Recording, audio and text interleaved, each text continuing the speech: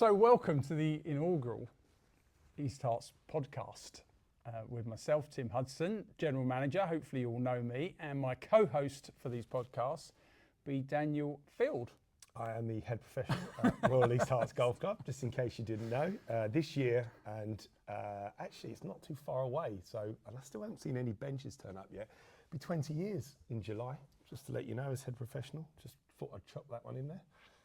I've been here for about 10 years overall though, if you piece it all together during the 20. Yeah, Neil's got a bench. Yeah, I know, Neil's got a bench. I'd like a bench or a watch. Statue.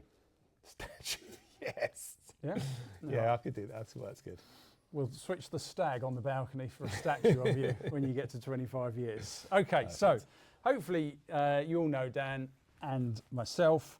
So the reason that we're doing a podcast, so we communicate lots of information out to the members, and whether everybody reads it or not, it's hard to say.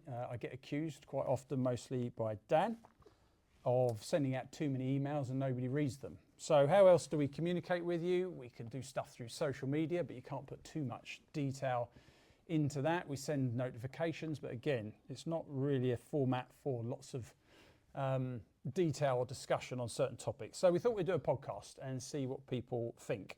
I got into podcasts over the last few years. My favourites are in the run up to Cheltenham. I like going to the Cheltenham Festival, as some of you may know. So I listen to endless podcasts from about Christmas onwards, trying to pick the winners out.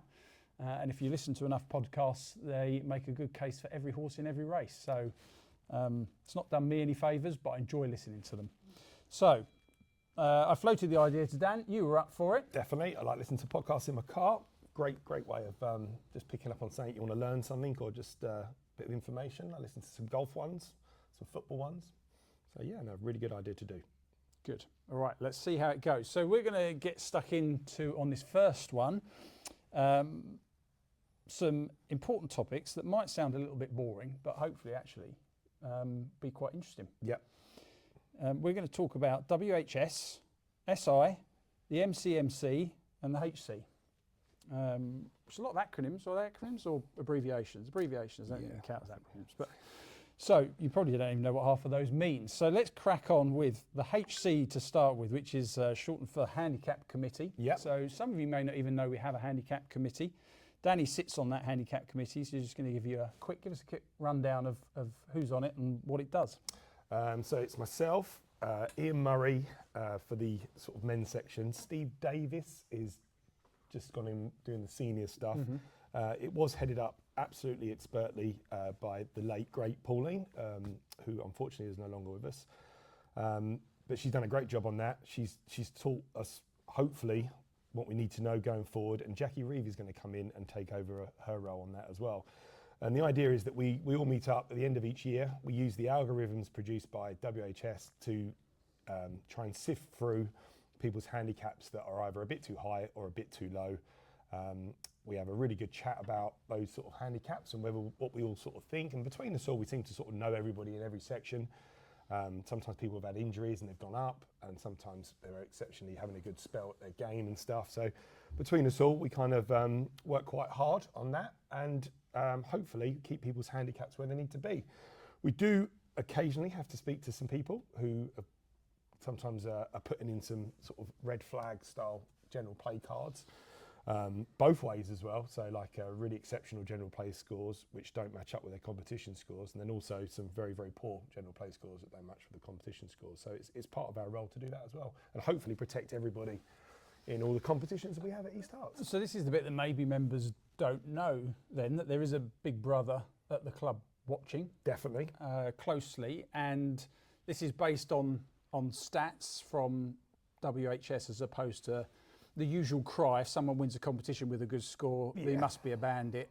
You need to have a look at him. This is based purely on stats, and the system throws up those that don't quite conform. Is that right? Yeah, so we kind of use as a medium there, we use like 7 competition scores and 7 general play scores. So we put that as the criteria, and then it will sort of show us what their average competition score is for those 7, and average competition for general play as well. And if there's a big difference either way, there shouldn't be a huge difference either way really. It should be fairly similar. So we kind of look at that quite regularly. And yeah, we listen to people as well. So when people do come in and say that somebody's been playing an exceptionally large amount of general plays this winter and stuff like that, and then we'll look at those records and stuff. So there is, it's sometimes you have a few witch hunts. We've got a guy recently just won a couple of competitions, and he's a very good, genuine golfer. And I don't need to say who, but you'll see someone's won 3 out of the last 5, I think. And genuinely, when you look at that, he's just having an exceptional spell. And that does happen as well. You can have someone just playing well, really finding their focus. Me and Gavin have talked a lot about this. He's played with some guys who some weeks they just can't be bothered, literally can't be bothered. And then other weeks they turn up and they haven't gone out drinking the night before and have a great score. And it's just their way of playing golf. So yeah, I think hopefully I'm trying to come around to more people who are just genuine, rather than I was 80% thinking everyone was at it. All right, well listen, that moves us nicely on to the main topic of today's podcast, which is WHS. And since its introduction, 3 years ago, was it? 4? Oh, yeah, 5 years ago, I think it is. Stop yeah. it, was it? Yeah, 2020 was COVID. Yeah. Blimey. Okay, so since its introduction, it's been controversial to say the least. So I thought I'd have a little hunt on the internet to see what the 6 most controversial elements of WHS are, and open that up for a little bit of discussion. Yeah. So, number 1 is perceived handicap banditry and system abuse. And I assume we're still allowed to use the word banditry. Is that, Yeah, is that that's how you still, would still describe that individual? I think we can still use that one. In 5 years, we might be told we're not allowed anymore because Right. the world's changing. So, handicap banditry. So let me give you a couple of points on that. So general play scores counting has made it easier to manage or inflate handicaps, or manipulate your handicap might be the phrase that gets used. Yeah, I think if you've got someone who's very much aware of how the system works, they can plan their year a little bit. They can actually kind of plan their year. I don't want to be telling our people to do this, but they could probably plan their year around either major competitions or events that they kind of want to focus on. So like one of the things we do watch out for is when the knockouts are ready, you know, that's why we're trying to stop general plays during the winter, because sometimes people can inflate their handicaps a little bit just before those knockouts go live. Okay, but so going back to the handicap committee, this is exactly the sort of thing that can become looking- obvious to you as a handicap committee. So somebody maybe trying to play that game needs to know that it's visible to you, and it's not really a game to play. Definitely not. Because you don't want to have a reputation in a Definitely golf not. club for somebody who's manipulating their handicap. No, definitely not. And it's the thing that makes it so hard is that you can do it both ways. So you can also just put really good scores in, and then all of a sudden you're actually affecting the field because your handicap's probably too low than what it is. And then when you play in a competition, you never play to that handicap. So you do you had both sides. You have guys who are kind of playing a little bit of a game with their handicaps so they can do better in comps, and we've got some great comps now. Got some good prize money to be won as well. Really, really good competitions we have. And then you've also got some at the other end of the spectrum where they can't get anywhere near playing to their handicap because they just want to put the good handicap cards in, and it's all about the ego and it's all about the having a low handicap. So this is the problem with it. It's abuse on both sides it can be. Okay, which is an odd one. So players submit cards selectively to avoid good scores if you want to inflate your handicap. Again, the irregular patterns, I suppose, are the things that become very visible. Yes. When you're looking at people's playing records. Yeah. Okay. So it's a fairly, no surprise, I'd say. Really, that's the number 1 controversy with WHS. Low handicappers. This is a good one. Low handicappers feeling disadvantaged. Thoughts? Well, they are disadvantaged because there's less low handicappers. So that's one thing just to get out there early on, and we've got a meeting later on this afternoon where we'll be discussing that, because again, our man Gav's done some great work, and we just have a larger portion of people that sit in the 10 to 18.3 handicap section than we do from 0 to 10. So more likely to win competitions because of in that bracket. But also as well, there is a frequency probability table that we've seen. That, which was interesting. Yeah, you are more likely to have 42 points off of a handicap that's higher than you are to have that off of a handicap that's lower. So, and you add those two things together, unfortunately, higher handicappers are going to get. And then you also got to remember that everyone's coming into golf, that we got joining the golf club, are getting into golf, so they've probably got higher handicappers, and they're on their journey to get lower as well. And I think most of our guys are trying to get better and are trying to get lower. You know, so I do think it is quite hard sometimes, but we still get our low handicap golfers shooting some great scores. Ian Murray had a couple under the other day, I think, which was a fantastic score and done well in the medal. Yeah, I think we need to communicate because there can be some myths out there as to it's always high handicappers. Competitions are always being won with high 40s, which is nonsense. Actually, No, last couple have been 39 last couple as well, which is reasonable, I think. And on that probability table, so I have looked at it, and on that probability table, if you're a low handicapper, single figure handicapper, if a Stateford competition, ball competition's won with 39 points, it's anything in the 30s, high 30s, you've got pretty much as good a chance as anyone of winning that. If it starts to get into the 40s and certainly into the mid 40s, then your probability of winning that competition as a low handicapper gets a lot worse. That's really the way it works. But I think the days of winning competitions with 45 points just doesn't seem to be happening. I think 42 has been the highest this year. Is that right? Which, in a way, we hope continues. Yeah. Yeah, but because I do think everyone's getting used to it. This is we're sort of like say 5 years in now, and so a couple of points that come up on that. Winning scores feel unreachable for good players. Well, what we've done as a club is make sure all our medals are now in divisions, and we've put a handicap limit of 18.3, which is a playing handicap of 21 for all our ball competitions. Yep. So hopefully that has made the lower handicaps feel slightly more happy about that. We do have a couple of Groat only, which is the Tiger Trophy coming up soon. We do have some events like that for them as well. So we are very it's not something that's just been dismissed. We are kind of talking about how can we help and benefit scratch golfers and lower handicap golfers. It's trying to find that sweet spot, isn't it? Because what you don't want to do is make it to give the low handicappers the best chance of winning. You make it possible for a high handicapper to win. That's not right. So it's finding some sort of balance where everybody's got a chance of winning. And I think at the moment, if anything, we've really kind of messed up on the top end part of it, because we've got a lot of guys who've been in members for a long time. Some of our older guys who are 24, 25, 26, 27 handicaps now, and they were 15, 16s back in the day, and they just don't feel like they don't play any ball comps anymore, which is such a shame, because they're at that point where I don't think they're probably going to win even off those handicaps, but they are not allowed to play in them unless they play off of 18.3, which is a shame. Tricky. It is a tricky one. Work in progress. Definitely. Maybe we can find some more events for them. They're called the senior sections. All right. Controversy number 3, wild handicap swings, up or down too fast. One bad or great round can cause dramatic movement, correct?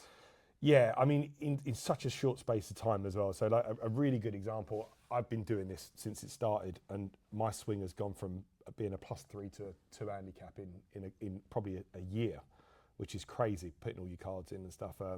Our club captain this year, and again, you can't ever accuse him of having the year he had last year, where the ball was going sideways quite a lot. Don't mention that. I didn't just say it went sideways. It could have been a big slice. But he went through hell last year. And if anyone tells me that he tried to get shots back, then I saw how much money he spent on golf balls. He wasn't trying to get no shots back.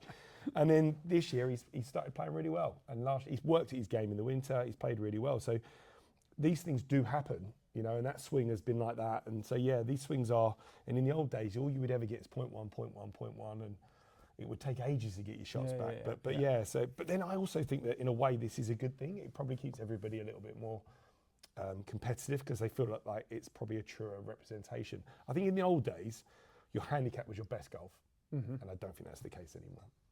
So it's your average? I think it's more your average, yeah. Okay. And I think a lot of us are used to thinking it's your best golf. Okay. This comment I don't get. Why good rounds don't have the opposite effect? Explain.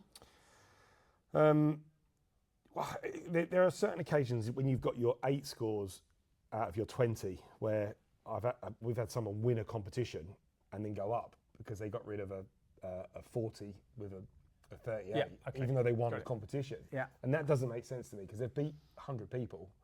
Yeah. And that's the bit I don't get. And that's where we lead on to the playing conditions calculation thing. And it doesn't really work for me, that one. The idea of that is that if it's a tough day, 38, and you win, then it should affect that, you know, like on an easier day, if everyone's sort of shooting over 36 points, then that should be an easier day and you wouldn't get cut so much, and vice versa. But I haven't seen that work for me very well yet, and maybe someone could read about that and explain to me more.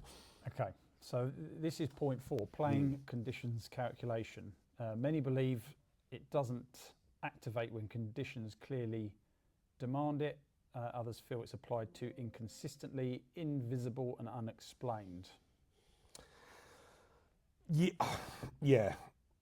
The invisible bit I kind of get, because we did actually look through this, and I think we only had one event last year that was a change by one shot. Right. And that to me doesn't make sense when you've got some low scoring and some very high scoring ones. Yeah, so I don't quite fully understand that one yet.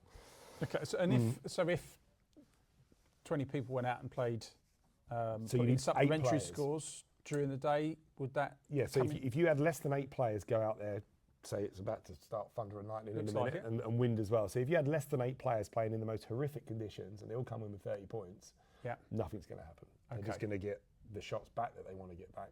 If you had a perfect day, the tees were a little bit forward, the wind's helping, whatever, and you have and 7 of you have 44 points, again, nothing's going to happen.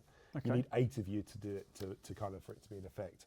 So yeah, so most of our comps would have that in effect, but again, I still don't see a huge turnaround in it. I've never seen one that in the old days your standard scratch was what it used to be called, or, Yes. or whatever it was, that your conditions of the day.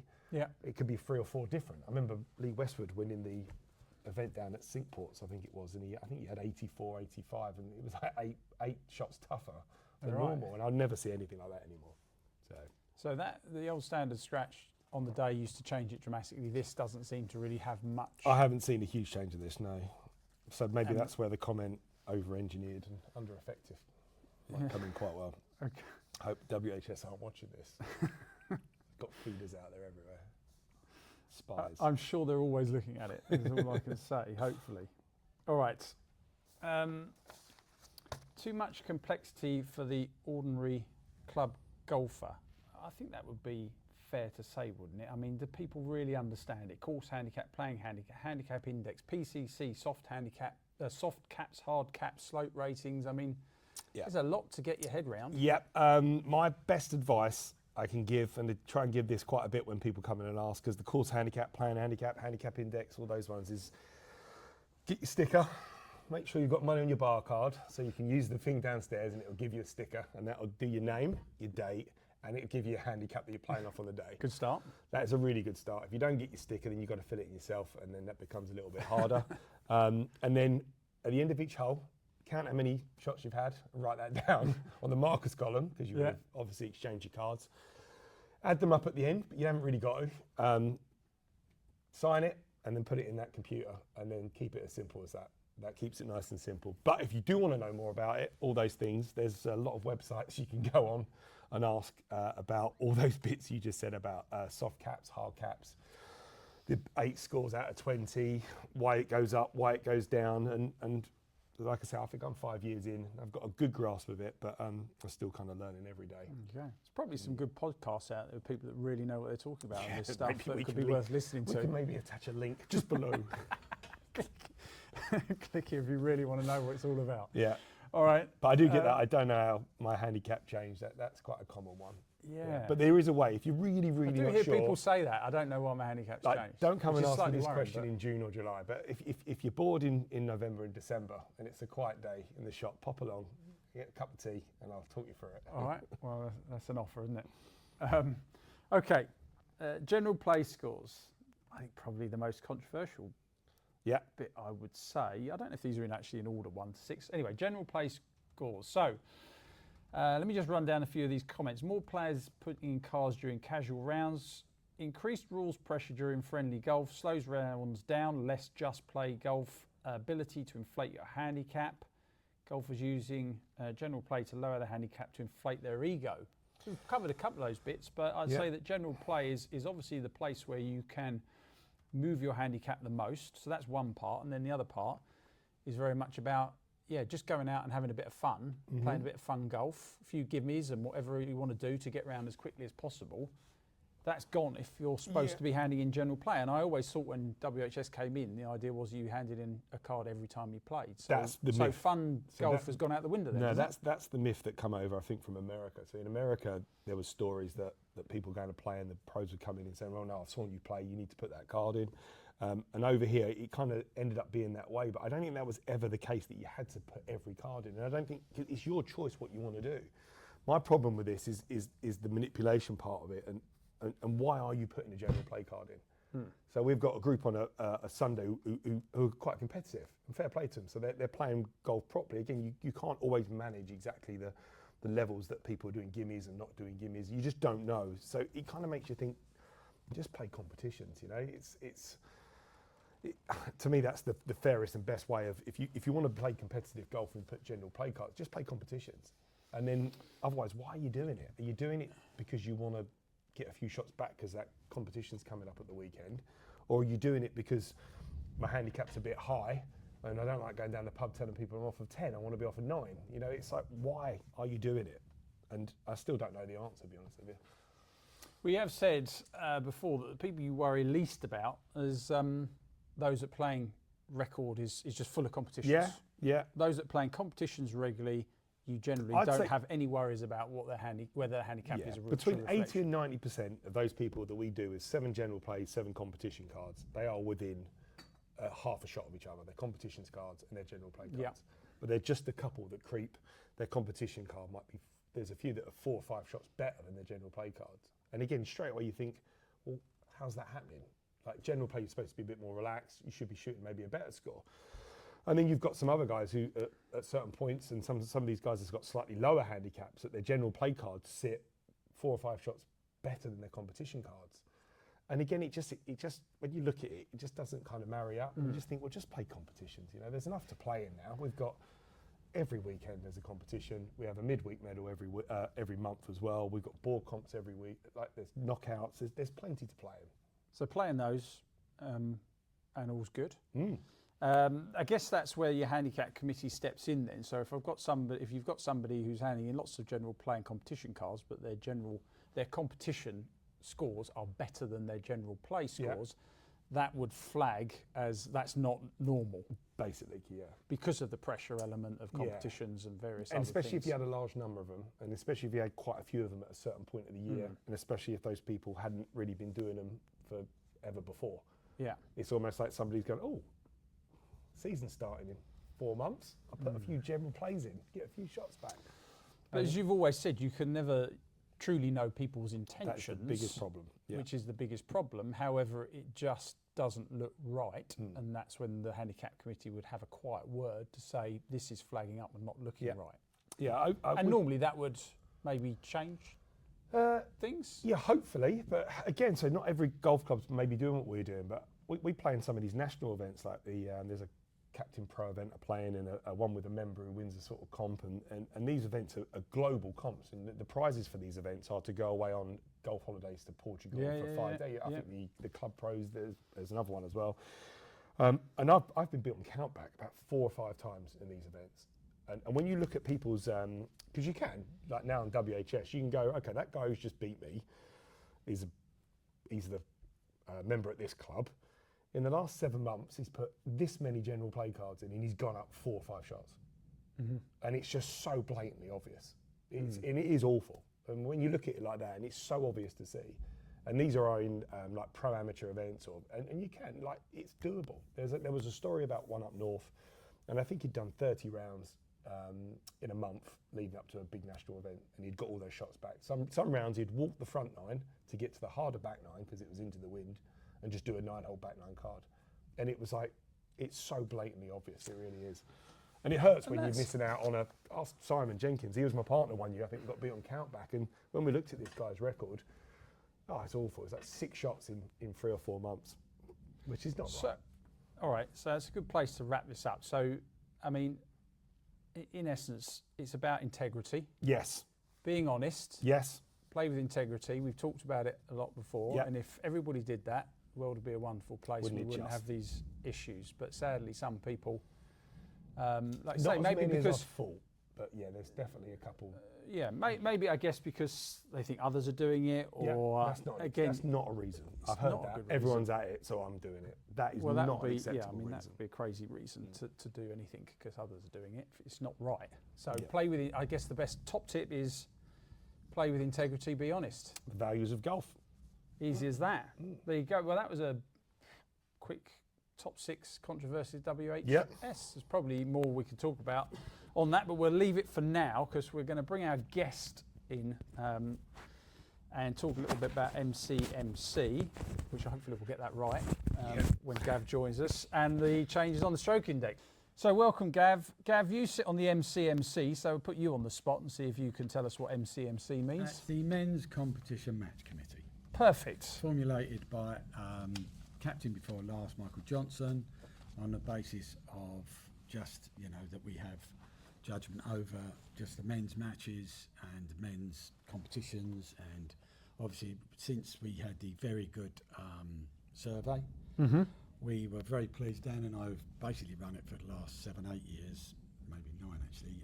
We're delighted to see some great volunteers come forward, and from that survey we have selected Gary Mangum, Byron Jones and Barry Walker, who in themselves cover a broad scope along with the captains of the membership, so therefore we get good feedback.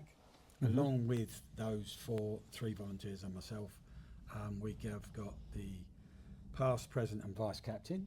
So we know, and yourself, obviously, you're a lot more involved, as it would seem. So we have a really strong board committee now, which I think, represents the club far better. Would you agree with that? 100%. Yeah, we've been doing this for a while, haven't we? Well, yeah, and he's been very much, we say something, get argued with and moaned at, whereas now there's 10 of us that get moaned at. So that's fine. So it does, it feels better, doesn't it? It does, yeah, it's not quite as big a burden. So that works really well. So it's Michael's idea, and that reports to the captain's committee, and the captains obviously report to the board. So it's a fairly shallow line of conversation, but that works really well.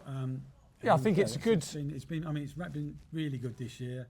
Been really good last year. It's going on again this year, and it's looking good. I think the committee, sort of newly formed last year. Sorry, but last 2025. Last year was its first. 2025, and I think it's made a lot of really good improvements to how the men's section, because it is only responsible for men's competitions and matches. The ladies and the seniors have their own committees who do very much a similar thing for their sections. I think there's a couple of things for everyone to remember, is that Gav is a volunteer in this role, along with everyone else that sits on that board. So they pay their subs the same as everyone else. They get no extra privileges, but you put yourself in the firing line, your head above the parapet. So just remember that if you're out there and you're thinking, why on earth does someone move the Coronation Cup and Tiger Trophy a week later because of a bloody football match? Gav's up here enjoying himself, he's paying his subs and probably doesn't need an earful about it. I'm not blaming Gav for that decision. Well, not at all. You just got relegated, but which most people will know. But the interesting part about that was, just to say that anyone watching this, is that you could be a Tottenham fan or whatever fan, not agreed that it got moved, but very disappointingly, up until then, we only had 40 people signed up. Once it got moved, we doubled that figure. Now, the year before, we had 98 people, in fact, sold out the day, which was fantastic. And I think we all thought that would roll on. So I'm not saying for one second that the Champions League is the reason, but it was very coincidental that we have over the years. We have, in all fairness, we used to be on a Sunday, which clashed with the last day of the season, and we moved it for that reason. And I openly hold my hands up to say that I did not think that I'd be able to worry about a Champions League final when the Coronation Cup was on. But that said, just so you all know that it had nothing to do with me moving it. And even though I know we've got the World Cup going on now, and this is a point for another discussion which we're going to have later, is I think keeping it in early June, so you're clear of all football except for World Cups, is a good idea. So I mean, the R&A have moved genuinely, football is that bigger thing, obviously, in the world, that the Open Championship started early on Saturday and Sunday because of the World Cup football. Yeah, makes sense. Golf is being affected by football. You have to realise that being football. But no, yes, so that's from the R&A. I think, yes, I seem to spend too much time looking at England fixtures and not thinking about the Champions League. Not that my team's ever in it, but if it clashed with the playoff semi-finals, then the Coronation Cup could have gone ahead. I just wouldn't have been here. Simple as that. Yeah, but anyway, apart from joviality, it has been a lot better. We've got 10 people with different ideas, much broader scope to cover a broader scale of the membership, so more people have got people to moan at, if you like, or just, come up with ideas. We've had some great ideas come out of it. Barry's Devil's Medley was a great idea. And we made a lot bigger fuss of big events, which we invented. I say invented. We decided on the Grand Slam, which worked really Yeah. well. So, and general The feedback intentions are was, good, aren't they? Yeah, For everything and we're the trying to gen- do, you our know, intentions are really, although really good. although finals day we made a massive effort as a committee and really did well up here. It was disappointing we didn't quite get the support, but hopefully that will come. But the most important thing was that every entrant said what a great day they had, and that is enough for us to bother doing again and try and do it again. Yeah, listen, we will make mistakes as a committee and we'll learn from them as we will from this one. And I think, the experience of playing competitive golf and matches is just getting better and better. Definitely. And that will certainly be the case this Saturday for the Coronation Cup Tiger Trophy, which we're looking forward to. So that's the MCMC. We're going to wrap this up with quite a big change, and the reason that we got Gav along. So the stroke indexes have changed, as you hopefully are all aware, about, 3-4 weeks ago, a month ago, maybe. And there is now a power cut, but I don't think that will affect us. Wow. Apart It's the noisiest thing I've ever heard of. You're getting all this. All right, it's just, good timing. That metal cage we're sitting in suddenly don't sound. All right, so storm aside. So the stroke indexes have changed, and Gav really picked this project up himself and run with it, and I think it's been a really good change, and it's been in place for a month now. So we brought Gav in just to give a quick kind of brief on what he did, why he did it, and how it's going. Well, essentially, about 3 years ago, as I said, having been a member here for God knows how many years, I got a bit of a bee in my bonnet regarding 8 and 6, especially after we had the 6 green rebuilt, moved the tee back. To me, it was a no-brainer that 8 playing flat. We lost a big bow on the left. It's the longest hole, but it's a very straightforward downhill hole with a very flat green, etc., etc. So I took it on myself to do the project properly, referred to a lot of R&A work. They've got a lot of stuff you can work off of regarding guidelines, and put the whole thing together, and it's come out with, I think there's a total of probably 7 holes that have changed. I personally think they've all been changed for the better. There's definitely more in line with the statistics I've got from 4,000 rounds of golf, and also the R&A, just out of interest, I won't go into it because it's really too boring, but they break the holes down into 6 tranches of 3, and then you have to stay within that. They also, one of their guidelines, which is worth mentioning, is to have the starting and finishing holes for 9, 10, 11, 12. So what that means is, for anyone who is wondering why 10 isn't 18, it's because it's a potential starting hole, so it stays at 12. Yep. 18 moves to 10 because it's a finishing hole, and also the stats will tell you 18 should probably be less than 10. Interesting part is we're a month in now, and I don't think we've had any negative feedback. No, I haven't, and I think And that for this club to have no negative feedback, that's a big change. for any Really club good to do club. that, yeah. Exactly. No one knows it's happened. And it read the email. That's basically, in a nutshell, that's why I did it. I put it forward to various different committees, including the MCMC. They were all very happy with my work. We decided to go forward. It was delayed because you wanted to buy the different plates, and now we're here. Yeah, so we had to wait for the scorecards to come to an end, and we've invested in some Finding really those nice new T plates, which we have. We had got them about a week ago, but we're just trying to find time to get them out because the greenkeepers are very busy, and understandably this week as they get things ready for Saturday. So they're going out next week, which will finish the project off. But I think, the criteria you work to and the statistics on a hole seem to match quite well, and it really does make sense out there. Yeah. And Well, the I other think that's thing why is- we've not had any complaints back. Well, the other thing is as well, the course moved here in 1974. Yep. And this is the first time there's been major changes. There were small tweaks done 30 years ago, in Yep. 1990 by, God rest him, Ron Smith, when we lengthened the course slightly. Yep. But other than that, they've not been changed. And really, the way we're doing it now with the plates, with no stroke indexes on, Yep. not only does it move forward because it's been revamped, Yep.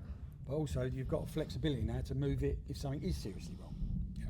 Yeah. Would you agree? Things could change again. Yeah, That's exactly. what we did that way, didn't we? Yeah, I think it's something that Yeah. should be reviewed, not on a yearly basis, maybe a 10-yearly basis, but I would think so, certainly, yeah. certainly less than, some of the trees we've lost in the last 50 years. Holes have changed categorically, Yeah. and we've never moved it. So, but as I said, the fact there's no moaning's good.